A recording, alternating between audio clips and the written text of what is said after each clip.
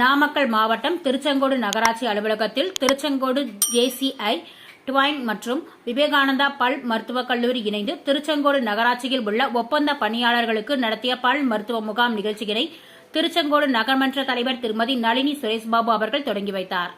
240 பணியாளர்களுக்கு பல் மருத்துவ முகாம் மற்றும் புகையிலை குறித்து விழிப்புணர்வு நிகழ்ச்சியினை துவக்கி வைத்தனர். நிகழ்ச்சியில் திருச்செங்கோடு நகராட்சி பொறியாளர் சரவணன், JCI டிவைன் தலைவர் அருண், செயலாளர் பூபதி, பொருளாளர் ஸ்ரீ விகாஸ், நகர்மன்ற உறுப்பினர்கள் ரமேஷ், அண்ணாமலை, செல்வி, ராஜவேல், தாமரை செல்வி, மணிகண்டன், மகேஸ்வரி, ஸ்னேகா, ஹரிஹரன், முருகேசன் ஆகியோர் கலந்து கொண்டனர்.